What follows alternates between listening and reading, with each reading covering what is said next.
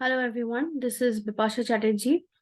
Uh, I'm currently working as an assistant professor in the Department of Psychology at Adamas University. In this video, I will be talking about a very upcoming topic, very much in demand in the organizational setup, and keeping in mind the demands of the society, the ever-changing demands of the globalization and the advancements happening around us. I think selling, buying stuff, these things have become quite easy access. And with online apps and online facilities, I think consumers and buyers, they have easy access to buying and to access stuff and everything. So as part of the organization, or as a part of the organization that provides any kind of service to the stakeholders, it is essential for them to understand what is the pulse of the consumers, what they want, what are their needs, and what they look out for in any product or service that is being provided to them, given to them. So keeping that in mind, I will be discussing a bit about a new, not new, but a currently popular topic in this area, that is consumer psychology, consumer behavior.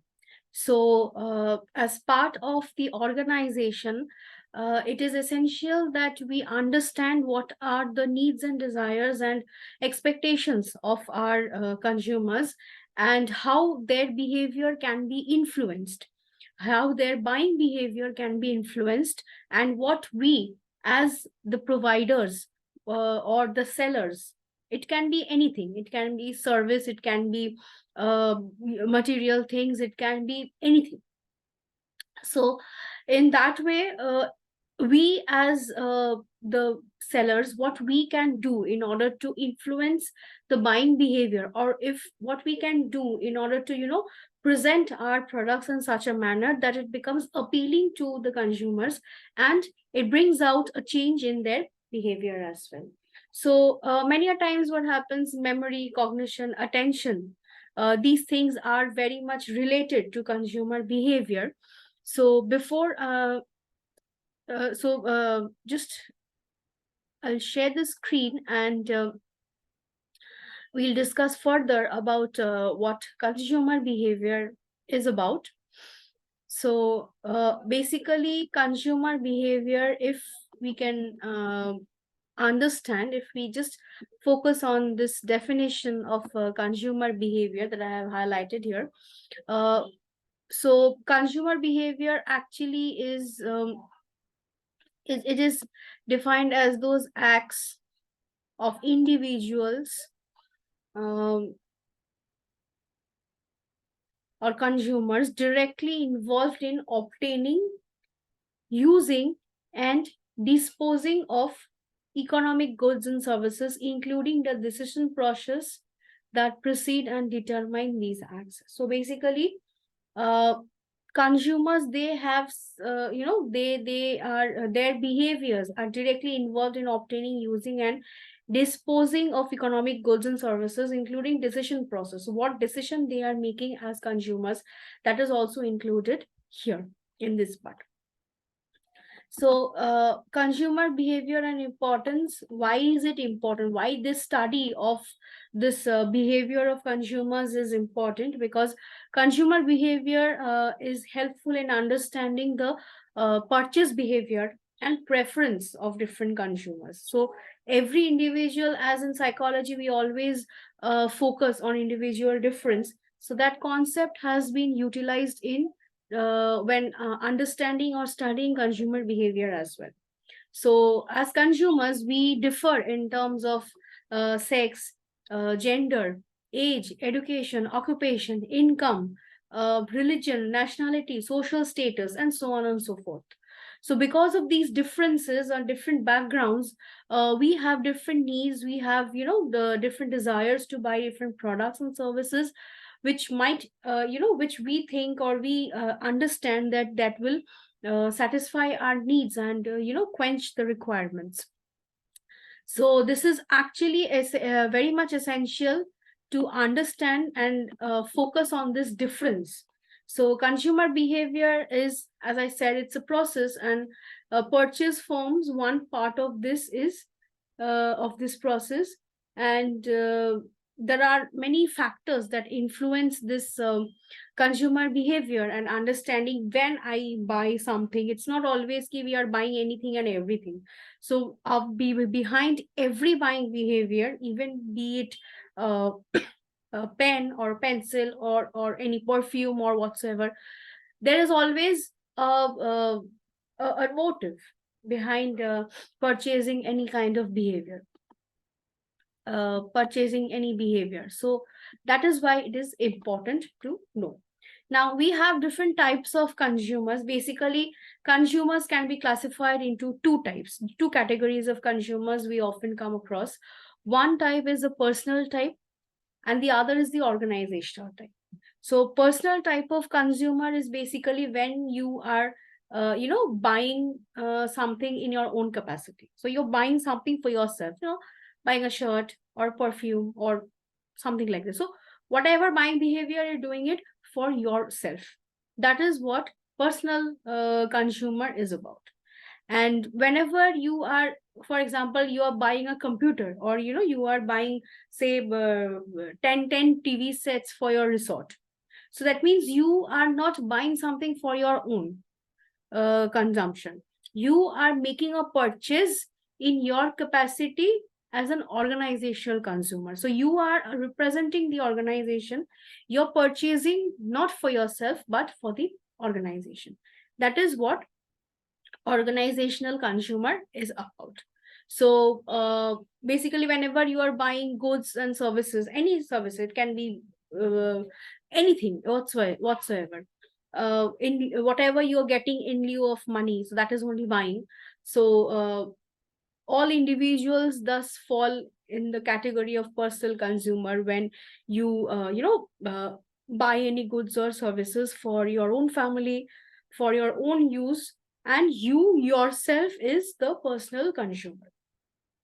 Whereas on the other hand, when all business firms, government agencies, bodies, non-business organizations like hospitals, temples, trusts, and these are all organizational consumers of goods and services purchased for running the organization. So here in we often focus on personal consumers and the factors that influence their behavior. Okay, so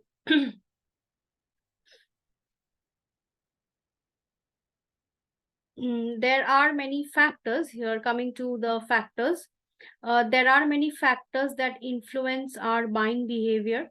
So first and foremost, variables ranging from personal motivation, need, attitude and values, personality characteristics, socioeconomic and cultural background, age, sex, professional status, to social influence of various kinds, that are often influenced by family, friends, colleagues, and society as a whole.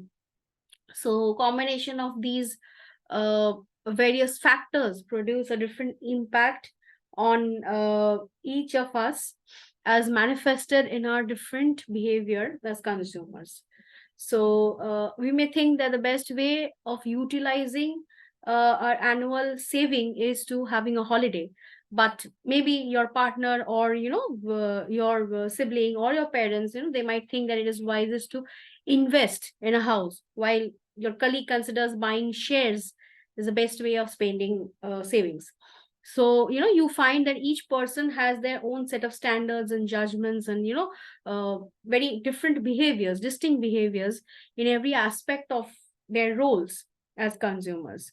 But at the same time, underlying the individual differences, as similarities which help explain behavior of specific types or groups of people.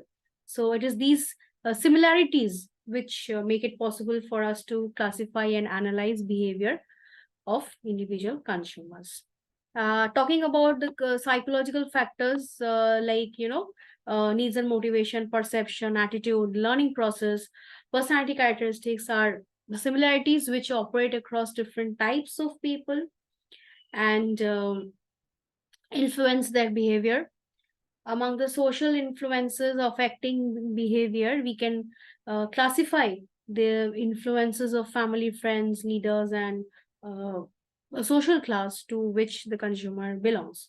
So here in this model, you can see that detailed detailed factors which have been explained. So psychological factors, you will see you have motivation, perception, learning, benefits, and attitudes. So, the first need that we have is the psychological factors, which talks about the consumer needs and motivations. Of course, all our needs can be classified into primary, secondary. So, primary needs, as we all know, are the physiological needs. The secondary needs are all that acquired needs which we have developed in response to the society and the environment in which we live in. So basically, the secondary needs as are the results of the individual's psychological makeup and their relationship with the members of their society. And it also includes power, prestige, esteem, affection, learning status, etc. So clothing, of course, is a primary need for us, but the need for, a three-piece suit or a sari, or a kanjivaram sari, or maybe a Gucci or a Prada bag or perfume is something that is an expression of our acquired needs. So,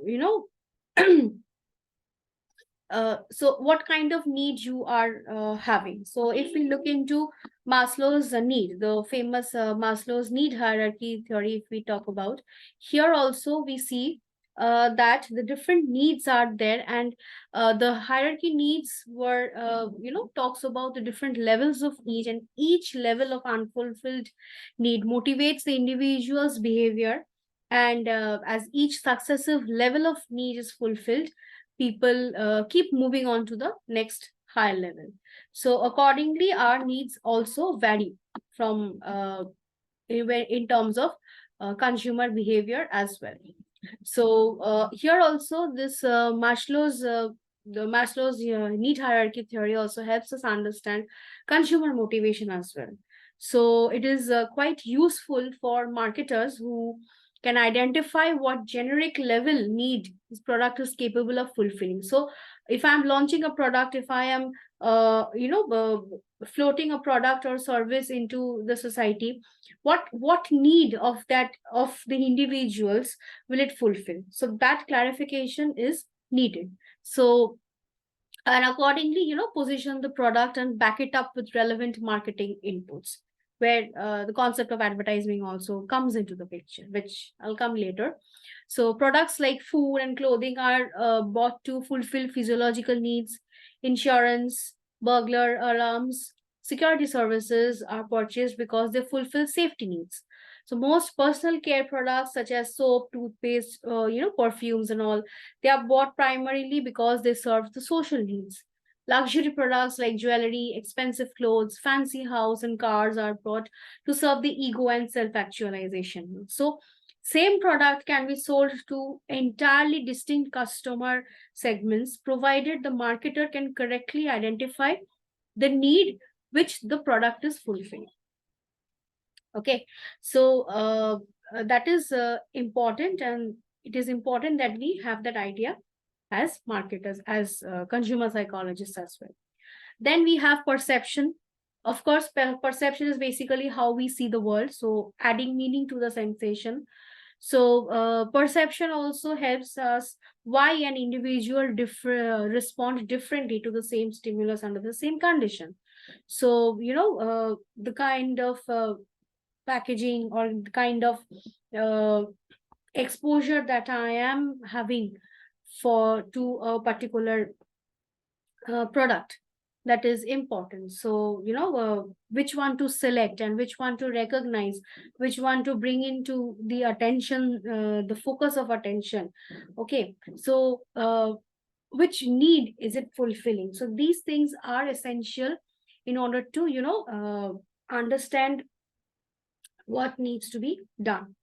So then we have the selective exposure, where many a times we have noticed that when we are on the lookout for purchasing a specific product, you suddenly start noticing these things in number of advertisements and all these kind of stuff. So basically what happens, this is because of the selective exposure. Okay, so people are more likely to notice stimuli which relate to their immediate needs. So for the marketers, the implication is that he has to carefully and accurately identify his potential customers, since other customers are not at all likely to notice the stimuli, because not everyone's needs are the same, right? So having identified the potential customers, the marketer has to ensure that the stimuli are interesting enough to attract, and not only attract but hold their attention as well. Okay, in this regard we also have selective distortion. And selective distortion is basically it's when you attempt to fit information to suit your own ideas or personal meaning. The process is selective distortion. Okay, so a marketer may find that this message is often not received in the intended manner, but it is twisted in different ways by different customers. Okay, so that is also another thing that uh, actually alters or influences the buying behavior or consumers. We have selective retention as well. People forget much of the stimuli which they receive and only retain that information which reinforces their values and decisions. So you are more likely to remember the positive features of, say for example, one particular brand, since they help reassure you that the decision you made was correct. So the outcome of the use of the product, if that is reinforcing, if that gives out or sends out a message that yes, this purchase was a good purchase, then of course you selectively retain that, and you tend to forget less about that product. Learning of course is there. So use of refrigerator, then prestige cooker, then nowadays, like, if very simple and in household activities only, if you see that in the kitchen only, you know yeah, in older days we used to have knives, or we used to have that scary device, in Bengali we call that boti. I can't remember the English name for boti. So where vegetables and fish and everything were cut. Okay, so but now you see you have different types of choppers, different mixer grinder, this, that, everything. So with use of these products, with use of these innovative things, you are actually learning different stuff. You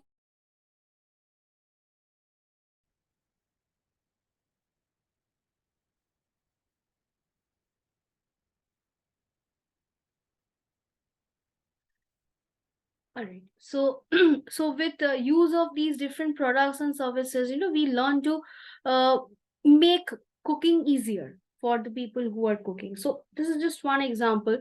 So in this way, also learning actually refers to skills and knowledge gained from past experience, which we have to apply and evaluate future decisions. So a marketer can build up demand for his brand by associating it with strong motives, like cooking fast, or calculations, doing calculations. Like very simple example, the SPSS that we use for statistical analysis, even that is a product, right? Even that is a product that we use for research. So that means what? We are using that, we are simplifying our activities, we are simplifying our calculations, statistical analysis, by using that. It is a learning process. Beliefs and attitudes. Beliefs and attitudes, basically, of course, attitude is a person's enduring feeling an evaluation and tendency towards a particular idea or object. So of course it is easier to market a product which fits in well with the existing pattern of attitude rather than change the attitude to fit a new product. Okay, because it is always not so easy to suddenly come and change the attitude or a feeling that people have towards something, right? So the belief may be uh, based on the some real fact, and that the brand is emitting, and the belief that the consumer has about a brand is important because it determines his behavior towards buying and using that. So the belief constitutes the brand image, and if the consumer has the wrong beliefs, he is likely to generate a wrong image about the brand. So the marketer must ensure that consumers have all the relevant and correct information about the particular brand and accordingly facilitate formation of a positive brand image. Okay. So that is the importance of belief and attitude. We have personal factors like demographic factors and life cycles.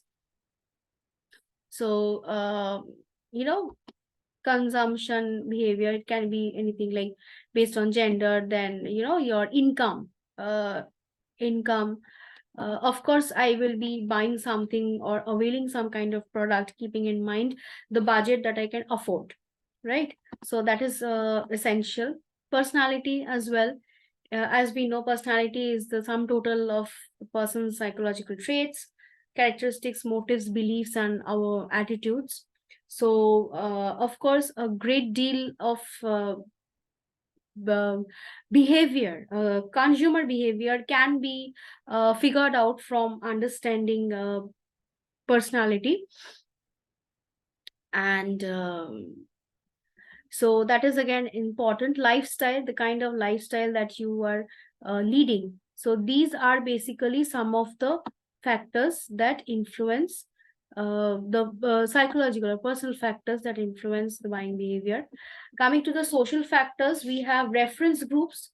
So basically reference groups are often as a consumer, our decision to purchase certain product or anything and certain services are very much influenced not only by our personal factors or lifestyle and personality, but also by the people who are around us and with whom we interact daily, basically the social group that is there around us.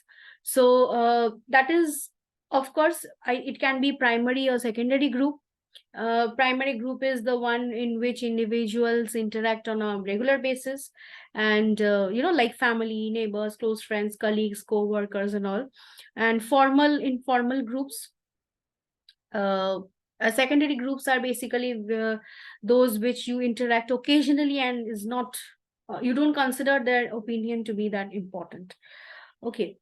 You have formal and informal groups. So members of clubs or are some of the well-known social groups, labor union.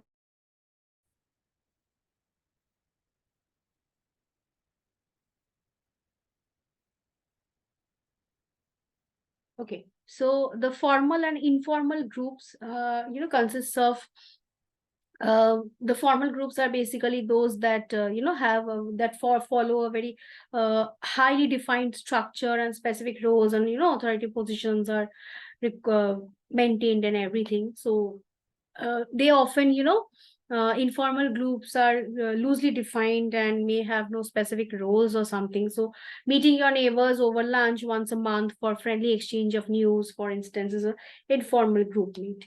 Okay, so often we look out for reviews as well. When we decide to buy something or anything, we often ask our friends and colleagues or people around us ki, how is this product, or which brand should I opt for. So this kind of, so we often get influenced by people who are around us as well.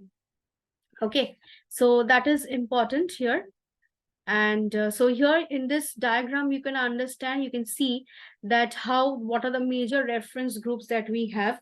And right from the individual, starting from family, friends, social class, culture, these things are part of the reference group that we often refer to or fall back on for feedbacks.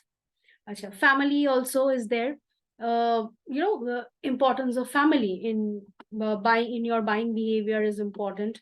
Roles, what roles or what position you are holding. Okay, so you are probably a manager, and when you are working there, you are at that role. But at home, you are playing the role of a spouse, you are playing the role of a parent or a son or a daughter, or a sister, brother, whatsoever. So when you are working in a private and corporate sector, of course you're not going to need formal clothes and something. Again, when you are at home, maybe you will be sitting in your track pants, right? So from switching roles, so even the what roles you play uh, in your life or in which sector of your life, that is important.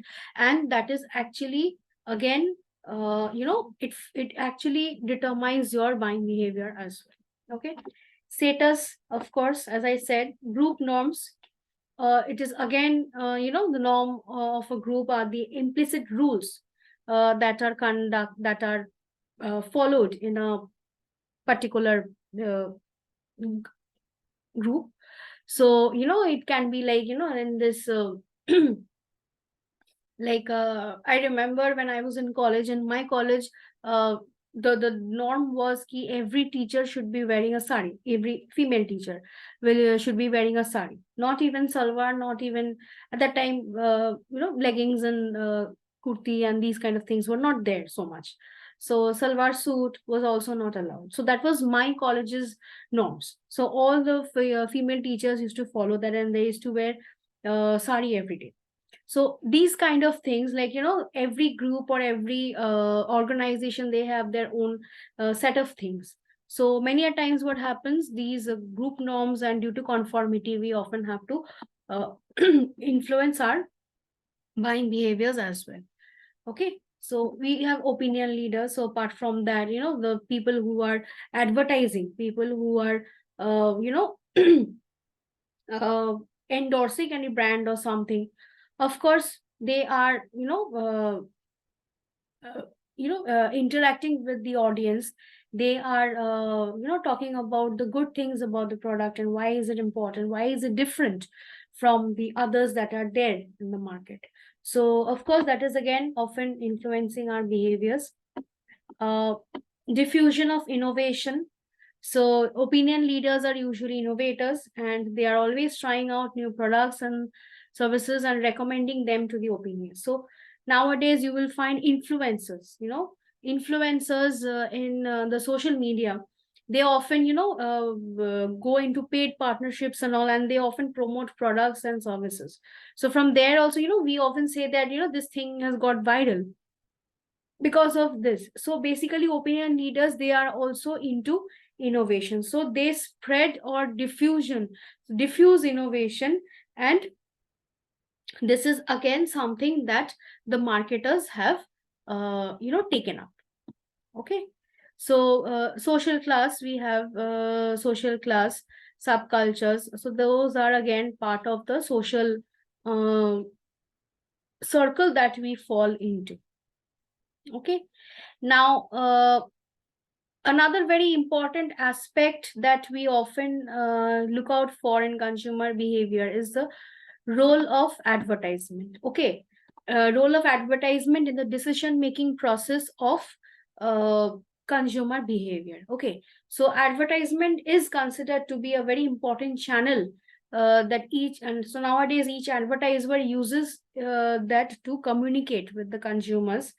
So that is again an important aspect. Now when we are talking about influence of consumer advertisement in consumer decision making, we see there are 5 stages which actually consumers pass through while making a purchase decision. First one is the problem recognition. Okay, second is information search, third evaluation of alternative, fourth purchase, and fifth one is the post purchase satisfaction or dissatisfaction. Okay, now before we go on to this the stages, we see that there are different types of advertisements. Okay, first one is the informational advertisement. Informational advertisement is the rational advertising approach, and here it is product oriented advertisement, and its main focus is always more on showing off the characteristics of the product. Okay, so this approach presumes that customers know what they want to buy, and they can relate the characteristics of the advertised product to their needs and benefits. So basically, a detailed description of the product will help in the concept clearance of the consumers, and hence they will know what they are buying. Next is transformational advertisement. It is often considered as the irrational advertisement. Why? Because this focuses on the consumer more than the product. So the shift of concentration is on the consumers than on the product. Okay, so here in this form of advertisement, it tries to create a unique experience for each consumer by providing him with an advertisement that appeals to their needs and wants. Through transformational advertising, the advertisers, they try to show their users how their life can be better by buying the product or service. Okay, it also tries to link the experience a user would get by buying a product or service with the experience of a brand name. Okay, so like examples of advertisements, when Nike or Apple, they launch their products in the market, and the advertisers try to link the experience of the product with the name of Nike and product. Okay, so basically this is considered to be an emotional irrational type of advertising, because it focuses on the emotional side of people's characteristics, and they work more on the influential factor of the decision making process of the user than on the product. Okay, so these are the types of advertisements that we often encounter. Now, moving on to the effect that advertisement has. So first is the problem recognition. It is a phase where the consumer decision making is a phase where the consumers realize their needs and look for satisfying those needs. Okay, the problem which creates the need and wants can be related to the human basic needs of food, shelter, whatsoever. The problem usually realized by the consumer when they are dissatisfied with their current state. So first is problem recognition. Next is information search. Okay, so information search is once the problem is perceived, I start for the searching. The consumer's goal is this in this phase is to find all the required information to help in solving the problem. That means quenching the need. Okay, so advertisers focus on rational advertising to help the consumers understand how the advertised products are serving their problems. Okay, so consumers in this stage are confused, what to buy, what not to buy, and how to buy, when to buy, what is it, all that. And because of many of the choices they see, and comparing them to reach the best choice isn't easy task. Okay, next is evaluating alternatives, the next stage of decision making. So it's a continuous cycle basically, where consumer keeps going on, going forward and back between them and making the purchase decision. Okay, so there only they often refer to advertisements, they often refer to reference points and stuff for their decision making. Finally they purchase, the purchase decision happens, they finally make the purchase after a lot of to and fro movements, and then they have the role in post purchase. So what is their experience? If it is a positive one, of course loyalty between the customer and the product will be built, between the customer and the company will be built, hence brand loyalty will come into the picture in this way. Okay, so this is this is a brief idea about consumer behavior and consumer psychology that is there. So it is essential that we often that we consider and give importance to the behavior of consumers, and help to do something keeping in mind their needs and requirements. We do something which will help them as well as the organization, the company that are launching these services and products. Okay, I hope this video was helpful. for everyone in order to get an idea about consumer behavior and how advertising actually influences consumer behavior. Thank you.